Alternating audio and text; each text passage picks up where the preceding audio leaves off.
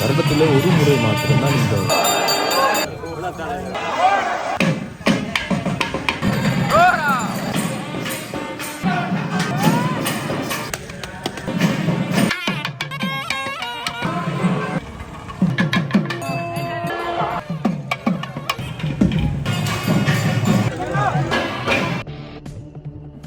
அனைவருக்குமே வணக்கம். இன்னைக்கு நைனே நாகபூஷணி அம்பாளுடைய 11ஆம் திருவிழா. காலையிலே ஒரு காணொலி பதிவேற்றியிருந்தனால் இன்றைய நாளில் கருட சர்ப்ப பூஜை, அந்த வரலாறு, அந்த பூஜை தொடர்பான காட்சிகள், கருடன் நேரே வந்து காட்சி கொடுத்திருக்கக்கூடிய அந்த விஷயங்கள், அற்புதங்கள் எல்லாமே இணைந்ததாக ஒரு காணொலி பதிவேற்றிருக்கேன். பார்க்காதாக்கள் அந்த காணொலியை பார்த்துக் கொள்ளுங்கள்.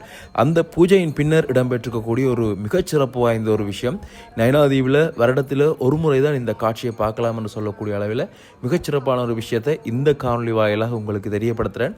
தெரியாதாக்கள் பார்த்து கொள்ளுங்கள், விஷயங்களை அறிஞ்சு கொள்ளுங்கள். அதுக்காகத்தான் இந்த காணொலி ஒரு தொடர்ச்சியாக 2வது பாகமாக வந்து இந்த காணொலியை வெளியிடுறேன். அப்படியாக இன்றைக்கி சிறப்பான கருட சர்ப்ப பூஜை.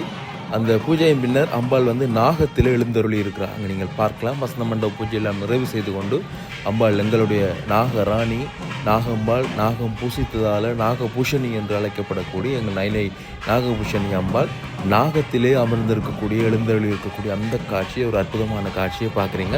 அப்படியே அங்கால விநாயகப் பெருமான், முருகப்பெருமான் இருவருமே வந்து நாகத்தில் எழுந்தருளி இருக்கக்கூடிய அந்த காட்சியினை மூவருமாக நாகத்தில் இன்றைக்கு விளம்பரத்துக்கு இருக்கிறோம். அதுவும் தனித்துவமான ஒரு நாகம் அம்பாள் இங்கே நைனை நாகபூஷணி அம்பாளில் இருக்கக்கூடிய அந்த நாகம். சரி, இது என்ன தம்பி விஷயம், என்ன விசேஷம் என்று சொன்னீங்கன்னு சொன்னால், இன்றைக்கு ஆலயத்தினுடைய மூலஸ்தானத்திலே இருக்கக்கூடிய ஒரு நாகம் எழுந்தருளி வெளியாலே வந்து பக்தர்களுக்கு அருள் காட்சி கொடுக்கும். அது இந்த வருடத்தில் ஒரு முறை, ஒரே ஒரு நாளில், இந்த திருவிழா நாளில் மட்டும்தான் நடக்கும்.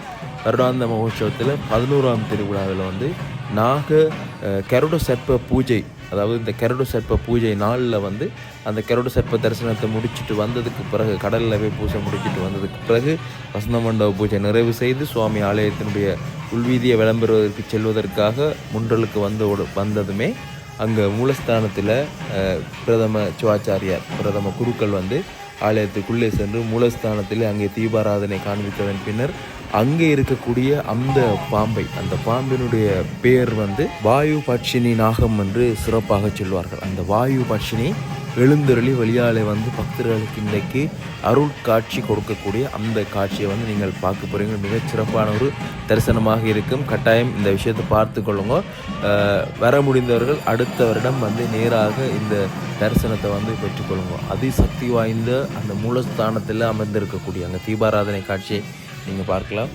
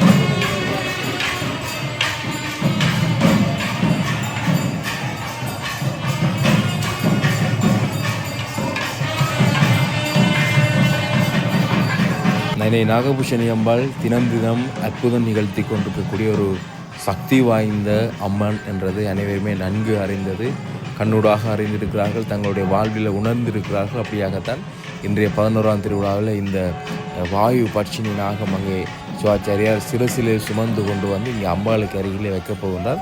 அம்பாளுடன் இணைந்து அங்கே நீங்கள் பார்க்கக்கூடியமாக இருக்கும். அம்பாளுக்கு அருகிலே வைக்கப்படுகின்றது. அம்பாளுடன் இணைந்து ஆலயத்தின் உள்வீதி வெளிவீதி பகுதியை விளம்பெறுவதற்காக இன்றைக்கு அந்த வாயு பட்சினி நாகமும் வந்து செல்ல இருக்கிறது என்றது ஒரு தனிச்சிறப்பு வாய்ந்த விஷயம். இந்த அம்பாளுடைய நாகங்களுடைய அந்த தோற்றங்களை பாருங்கள், எவ்வளவு கம்பீரமாக அந்த ஒரு ஆக்ரோஷமாக அந்த நாகங்களுடைய அந்த காட்சியை வந்து நாங்கள் பார்க்கக்கூடியமாக இருக்குது. அது மாதிரி அம்பாளுக்கு இன்னுமே அம்பாளுடைய அந்த தங்க நாகங்கள் கூட அம்பாளுக்கு குடைப்பிடித்து கொண்டிருக்க அந்த காட்சியும் பார்த்துருங்க. அம்பாளுடைய அழகிய திருமேனி சிவத்தை பொட்டு வச்சு அம்பா பொலிவாக காட்சி வரக்கூடிய அந்த காட்சி இன்றைக்கும் காலையில் அம்பாளுக்கு சிறப்பான அபிஷேகம் எல்லாமே இடம்பெற்றிருந்தது.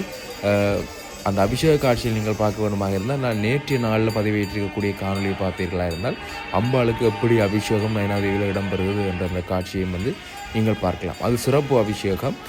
இந்த மகோற்சவ காலங்களில் வந்து 3 நாட்கள் இடம்பெறும். 9ஆம் திருவிழா, 10ஆம் திருவிழா, 11ஆம் திருவிழா, அந்த 3 திருவிழாக்களில் வந்து இந்த அபிஷேகம் வந்து இடம்பெறும். இப்போ அம்பாளுக்கு தீபாராதனை காட்டக்கூடிய இந்த காட்சியை பார்க்குறீங்களா, அந்த வாயு பட்சினி நாகம் தங்க நகைகள் எல்லாமே அணிந்து பாருங்கள்.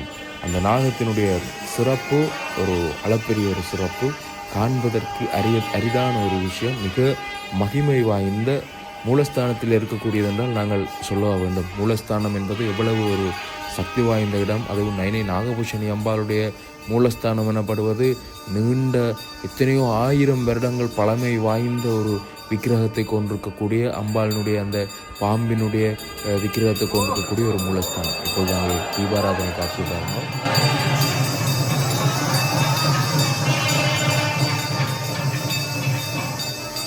அப்படியாக இப்பொழுது சுவாமிகள் உள்வீதி விளம்பரத்துக்காக எழுந்தருளினம் விநாயகப் பெருமான், அடுத்ததாக அம்பாள், அதனைத் தொடர்ந்து முருகப்பெருமான் என மூவருமாக அம்பாள் அங்கே நாகத்தில் எழுந்தருளக்கூடிய அந்த காட்சி ரோகரா தான் சொல்ல தோணுது. அப்படியாக இங்கே முருகப்பெருமானும் மூவருமாக எழுந்தருளி இப்போது ஆலயத்தினுடைய உள்வீதி பகுதியை விளம்பெறுவதற்காக செல்லக்கூடிய அந்த காட்சி. ஆலயத்தினுடைய வெளிவீதி பகுதி அம்பாள் வெளியால் வரும்பொழுது அம்பாளுடைய சிறப்பான அழகான அந்த தரிசனத்தை வந்து நாங்கள் தொடர்ந்து பார்க்கக்கூடிய மாதிரி இருக்கும்.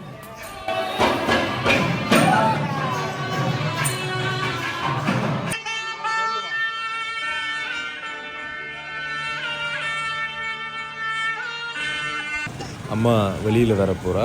அதோடு இன்றைய நாளில் வந்து குடை திருவிழாவும், அதாவது இங்கே வந்திருக்கக்கூடிய இந்த பெண்கள் அதிகளவான குடைகளை வந்து ஏந்தி கொண்டு முன்னாலே செல்லக்கூடிய அந்த காட்சியை நீங்கள் பார்க்குறீங்க. இதுவும் ஒரு வாய்ப்பு, அம்பாளுக்கு கிடைக்கக்கூடிய ஒரு சந்தர்ப்பம். நீங்கள் செய்யக்கூடிய இந்த ஒரு அம்பாளுடைய ஒரு இறை தொண்டு குடை பிடித்து கொண்டு அவர்கள் அங்கே முன்னாலே செல்கிறார்கள். குடை திருவிழா என்று கூட இந்த திருவிழா வந்து பின்னிய பகுதி வந்து சொல்லப்படும். காலையில் வந்து கருட சர்ப்ப பூஜை இடம்பெற்று அதனைத் தொடர்ந்து அம்பாள் நாகத்தில் எழுந்தருளி வரக்கூடிய நேரத்தில் வந்து குடையோடையும் நிறைய பெண்கள் வந்து அங்கே செல்வார்கள்.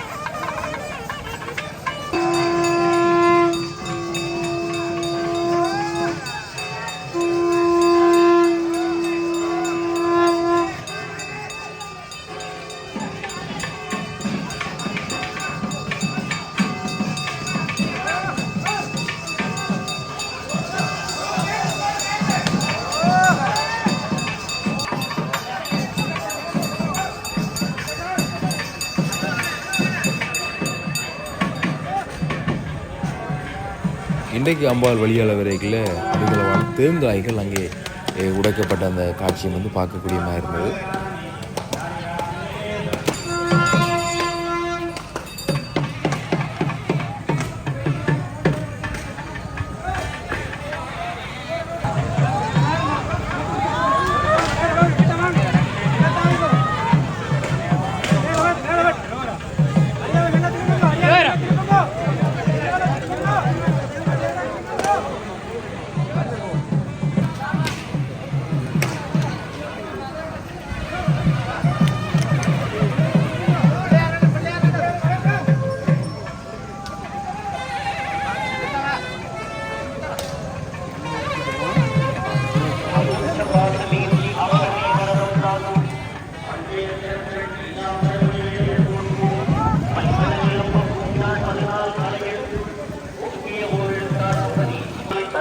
வந்திடம்மா மார்க்கண்டமா முனிவர் மகான் துர்வாசருக்கு அகஸ்தியருகி போன்றோர் அன்னை உன்னை வழிபட்டு என்றும் இருந்து கொண்டு இவ்வுலகில் கருடுவதை என்னவென்று நான் உரைப்பேன். என் தாயே உன் மகிமை பாராகி தேவியே வந்திப்பே முன்னடி பாதம் நடும் விரலை பார்வையாய் காட்டிடம்மா குழந்தால் இரண்டையும் நீ மனைமகனை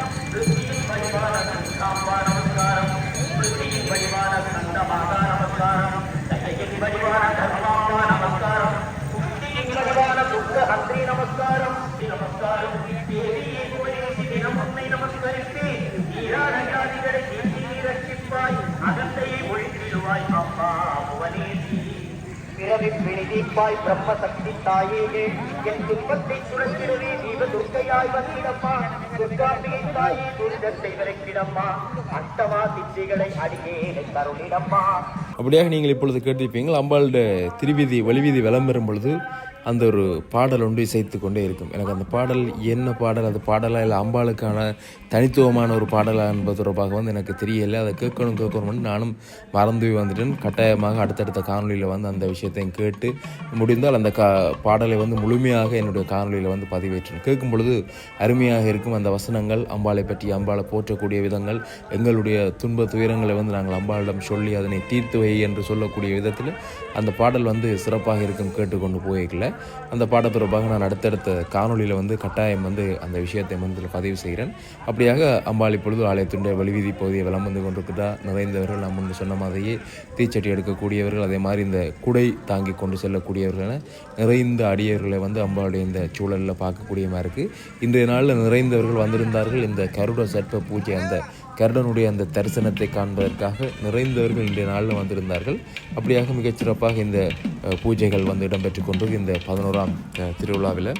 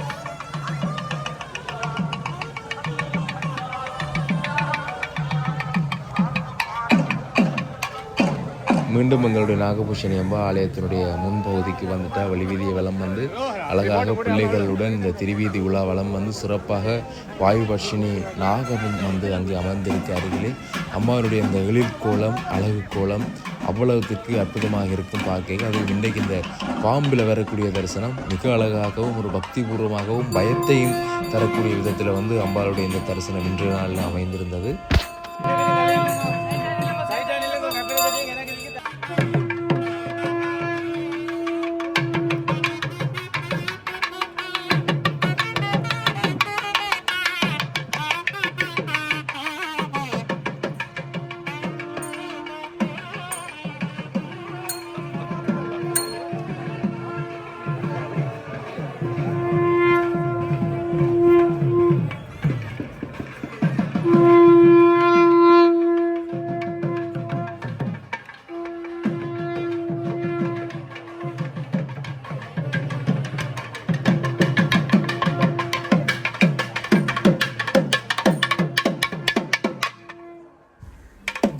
சும்மா வந்து உள்ளுக்குள்ளே போய்க்குள்ளே கூட பார்த்திங்கன்னா அங்கே நிறைந்த கருடன்களை வந்து நாங்கள் இங்கே பார்க்கலாம். இந்த தரிசனம் நயனாதேவி நாகபூஷணி அம்மனை பொறுத்தவரை இந்த கருடனுடைய வருகை நாகம்பாளுடைய வருகையாகவே வந்து பார்க்கப்படும். ஏனென்றால் இந்த வரலாற்று சம்பவங்களோடு தொடர்புடைய கதைகளுக்கு அமைவாக அப்படியாக இப்பொழுது வந்து ஆலயத்திற்குள்ளே மீளவும் வந்து சுவாமிகள் செல்லக்கூடிய அந்த காட்சியை பார்க்குறீங்க. நயனை நாகபூஷணி தாயாலும் மெதுவாக அங்கே ஆடி ஆடி வந்து ஆலயத்திற்குள்ளே செல்ல போகிறார்.